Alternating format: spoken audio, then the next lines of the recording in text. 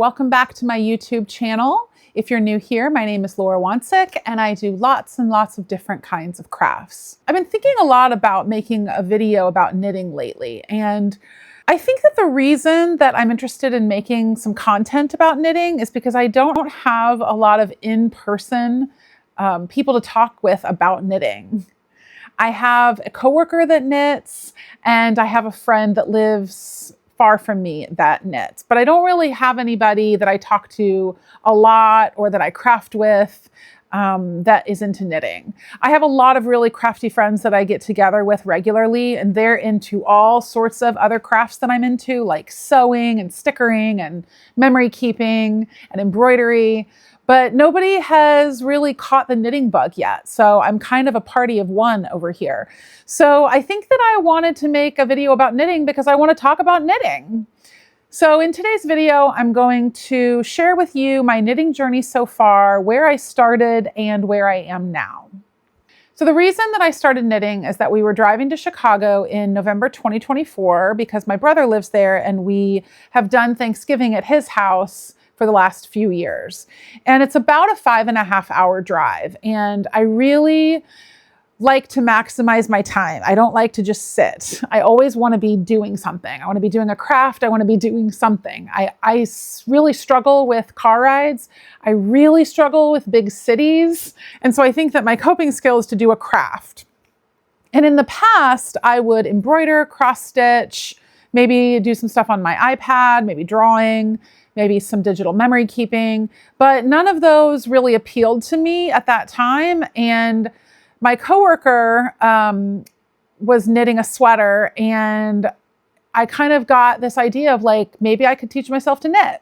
And so I learned how to knit from YouTube videos. And on that trip to Chicago, I knitted this sweater. Now, this sweater now, a year and a half later, is nostalgic for me, but it's also kind of funny because it's so beginner. So you can see here, this is where it started. And then I unintentionally did some increases. So it ended up being much wider, and there's lots of mistakes. I don't think I knew how to weave in. The edges are all off here. I ended up needing more yarn. We actually stopped at a Michael's in Chicago so that I could get more yarn because I really didn't understand how much yarn I needed. And I think actually I knit these on straight needles, and I think that it ended up getting so wide that I even needed bigger needles. So it was really cool though to knit it and see it come together, and I felt really proud of myself because for a really long time, I just was telling myself a story that I couldn't knit, that I wouldn't be able to figure it out. And I had learned how to crochet in college and then forgot and never was really that into it. So it's interesting to me that I decided to knit and not crochet. For some reason, knitting just really appealed to me more than crochet. I don't totally know why. So this is not really wearable. It gets so thick that it's like hard to put around your neck, and it's not quite long enough to do any kind of like tying. It's not totally practical. I'm not particularly proud of it, but I will never get rid of it because this was my beginning, right? So it's very sentimental for me. That being said, it is actually a blanket for my cats right now. It sits in this little bed that I have for them. So to complete this scarf, I really just did the bare minimum. I learned how to cast on, do the knit stitch, and cast off. And actually, or bind off. I think people say bind off. So I learned how to cast on. And then I was like, you know what? All I'm going to learn to do is just the knit stitch. I'm just going to figure out the knit stitch. And so I just knit. So this is in garter stitch, because garter stitch, when you knit flat, is just knit, turn, knit, turn, knit, turn, knit, turn. So I was like, all I need to do is know how to do the knit stitch. Well, by the end of this, I was horribly bored because I had really mastered the knit stitch. I mean, not really, because this obviously is quite imperfect, but I was bored. And I also thought, I don't want to make another scarf, right? That like, am I just going to make scarves forever? I live in Ohio. We get winter, but like we don't need, I mean, you could probably have one scarf for the rest of your life and you'd be fine. So then I really liked chunky yarn. That was where my heart was at that time. I thought, I love chunky yarn. You really get through a project quickly.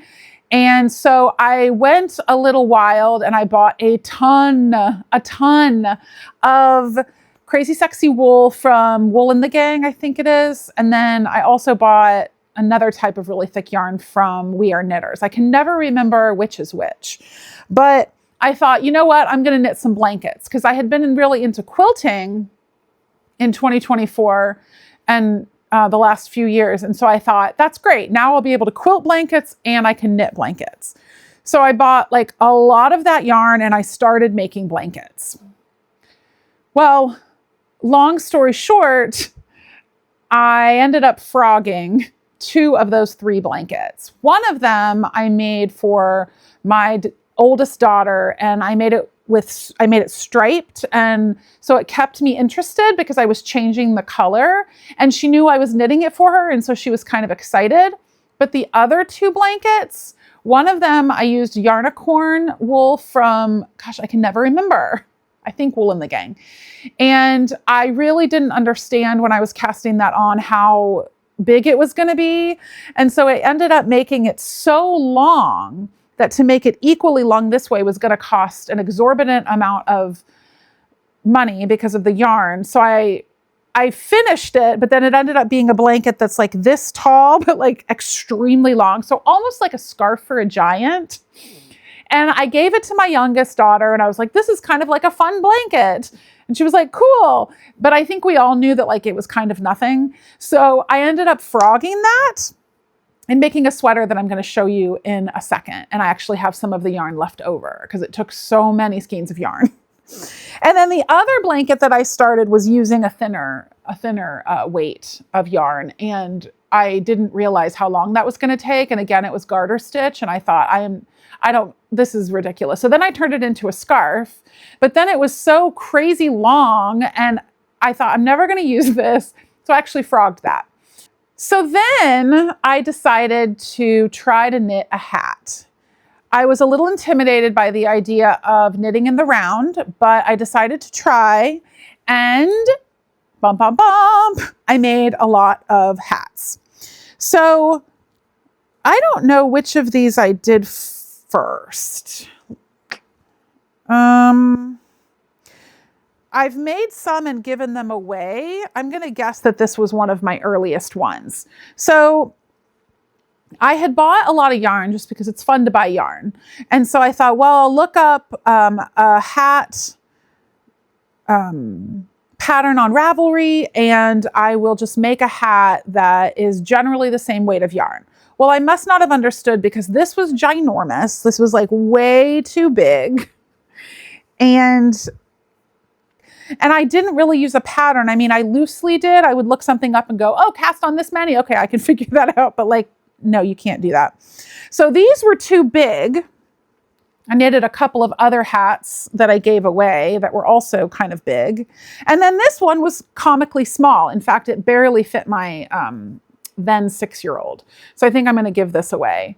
And I made an orange hat. I made a couple striped hats, and I ended up giving those to, I gave the orange one to a friend of mine who loves the color orange. And then the other 2 I gave to like a Christmas tree donation thing. Cause it's really good yarn. Like it's high quality yarn that I bought, and they're good hats. They're just way too small. And then I made this one also just like too floppy. And I was intimidated by the idea of decreasing. So I would just knit them and then gather them at the top, which then makes this top kind of floppy. I don't know. I'm not particularly proud of any of these. I feel like these are learning hats, but definitely all of these are going to go to the Christmas tree this winter. Yeah. So I made a bunch of hats. Oh, and I also made this little headband. I don't remember. I think I didn't have enough yarn to make it a hat, so I thought I'll make it a little headband. I bought these cute little labels off Etsy that said knitted by Laura. I thought that would be kind of fun to like have them on there, but then I kind of ended up not liking them very much. So that was kind of a fail. So the only hats that I've made so far actually just finished in the last few months. Which is the one that I'm wearing now, which I'll talk about in a little bit. And then I made a hat for my nephew with this yarn right here. And I made him a scarf with this for Christmas a year later. So it would have been Christmas 2025. And I do actually really like the way both of these hats turned out, so I will keep them. But anyway, going back to my timeline. So I did the scarf, I did the blankets, which were kind of fails, and then I jumped into hats because I was ready to do in the round. So as I'm going through all these different projects, I'm building skills, right? So to do a hat, you have to know how to purl. So I taught myself how to purl so that I could do ribbing. So then I learned about how to do a knit stitch and then a purl stitch. And as I built skills, I also built confidence. And after the hats, I decided to try gloves. Kind of. I didn't want to make mittens because I was like, there's no way I'm ever going to wear mittens. So I decided to try fingerless gloves. The first ones that I tried, I don't remember where I got the pattern. I believe I paid for it. I don't think it was a free one. These are comically small. My 6-year-old ended up loving them. She wore them a lot. I guess it does technically fit me. These were really a turning point for me, I think, in terms of confidence, and I'll tell you why. These combined a lot of the skills that I had already gotten. First of all, I really felt like I was learning how to read a pattern. Second of all, I was learning how to do ribbing and in the round. Lastly, I learned how to do a gusset. And once I learned how to do this gusset and this thumb gusset and understood how to like put stitches on hold and then come back to them, this for me was a green light that I could do a sweater. So I did these and then I thought I want to do a bigger pair. So I made a bigger pair out of these. I ran out of yarn. So I ended up like the last part of the thumb here has a different yarn. These are like for a giant. They're humongous.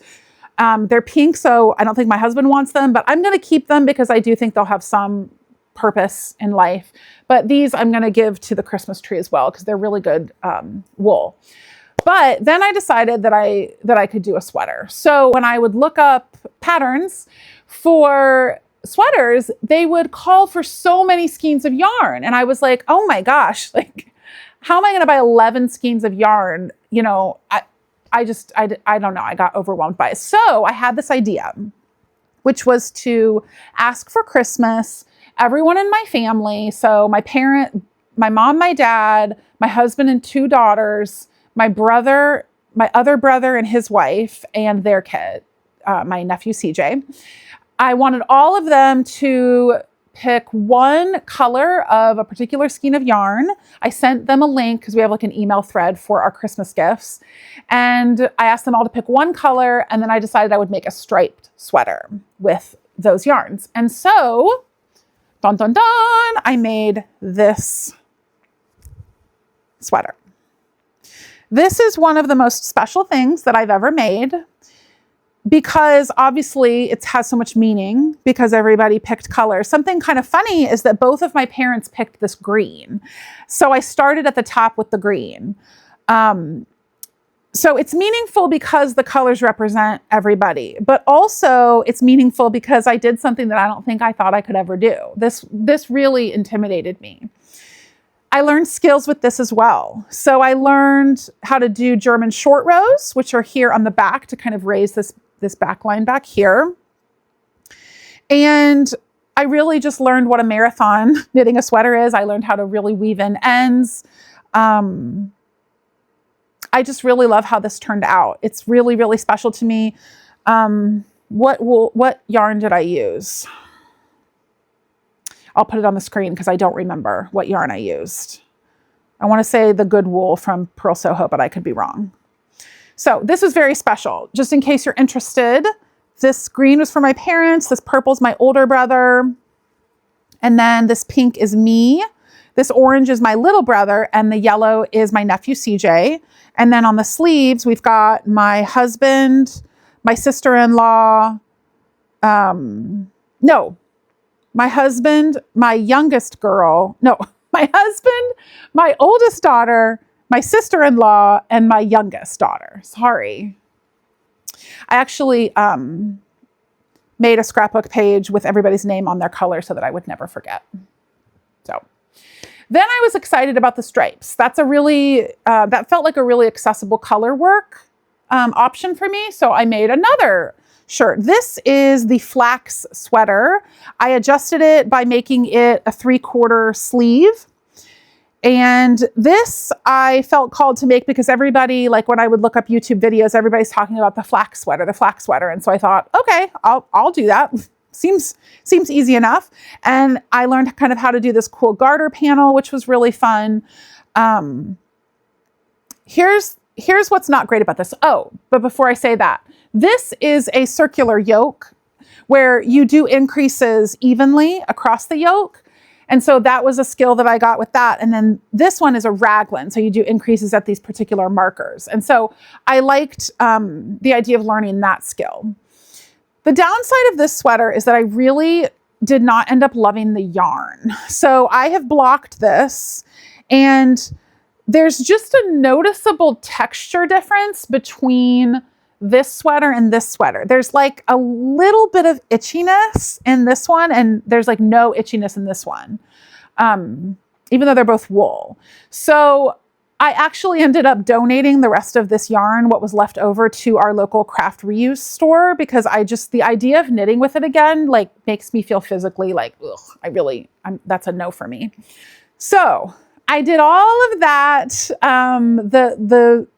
the family sweater and that right there, I think in January, because I got the yarn for Christmas.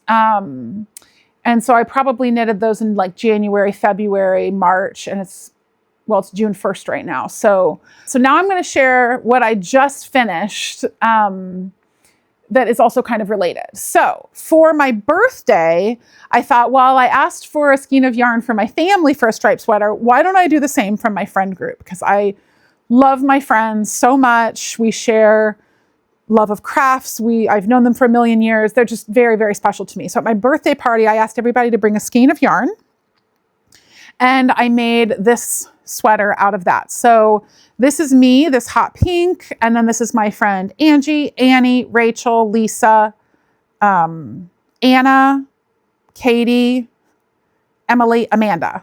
Okay, that was a good test for my brain. And then I just did white on the cuffs because I thought that would make it pop well. I love this. It's a raglan increase. I loosely used a pattern, the Somewhere Over the Raglan Jumper pattern. And the yarn that I used is the super soft merino from Pearl Soho. And it is by far my favorite yarn I've ever worked with. It is like working with like heaven, like an angel's hair. Actually, I forgot. I made a cowl scarf for my mom for Christmas using this yarn as well, as a gift to her. I forgot that I did that.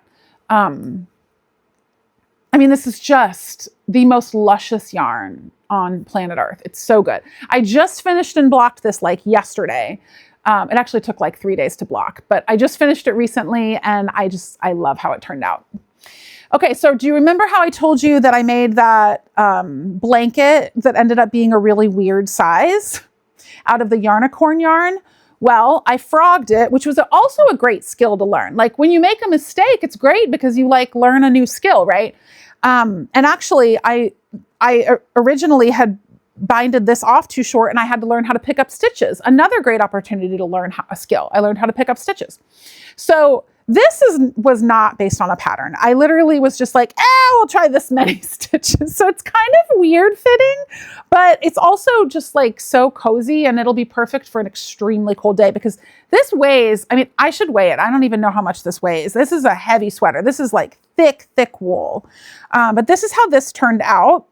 And this yarn is just so beautiful. And I still have 2 huge balls of it left. I don't know what I'll do with it, but I need a break from that yarn. But I'm glad that I was able to repurpose that. I'm glad that I was able to make peace with the fact that all that time spent on it, what does it mean if it's not going to get used, right? Like, so I was learning muscle memory, right? It's all going towards a pool of knowledge that I'm gaining. So nothing lost. And then the last thing is this hat that I'm wearing right now. So I went to our library and I got, did I already return it? I thought I had the hat still. It's called Weekend Hats. And this hat was an opportunity for me to learn how to use a chart, which I loved. I loved it. This was probably the most fun project that I've done.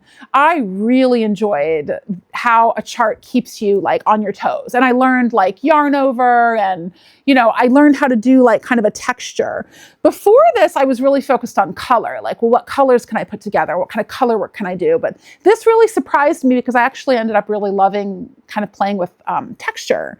So this, I think I'm going to be doing more of this. In fact, I gave my mom this yarn for her birthday or Mother's Day, I can't remember. And I told her that I could make her anything she wants out of it. And she asked for a hat. And I think I might make this hat out of this. So, all right. So that's everything that I've knitted. That's my full story so far. Right now I have a cardigan on the needles and I have a shawl on the needles. And I have a couple of other things that I've frogged. I frogged another shawl that I started, and it was just kind of like, is that all that I think that might be the only other thing that I've frogged. So I only have 2 projects going on right now, but I just kind of wanted to do a video to catch up from beginning to now. And so that started, like I started that scarf in November 2024, and it's now June of 2026. So a year and a half, and I've made 4 sweaters. I've made 4 sweaters. I've made 4 sweaters, several hats, 2 fingerless gloves, and a janky scarf. And I'm having so much fun. I'm definitely in my knitting era. This is what I live and breathe for right now. And my favorite thing about knitting is that it's so accessible. Like I can do it everywhere. I can do it in the car. I can do it in between clients at work. I can do it on the couch. I can do it. I hung out with my friends recently and we were all sitting at a table and I was just doing it while we talked. Like it's really helped me to stay off my phone. And that's actually been really meaningful to me as well, because I'm always looking for reasons to not be on my phone. And I think it's almost this muscle memory of like going on my phone. And so I like this idea of knitting almost being like a fidget for me. So, thank you so much for watching. Please let me know if you have any comments, thoughts, opinions, anything, about what I shared, and let me know what you want to see in the future. My plan is to go through this whole setup that I've got here that's new here in my bedroom, because I'm definitely I tried keeping my knitting stuff in my craft room, and that was just like a no-go for me because I need it all at night when I'm knitting in my bed and when I'm on the go. And so I think I'm going to make a video about that next. But yeah, I'm interested to hear what you think and feel. And if you have any opinions or any things that you want me to talk about in the future. Bye.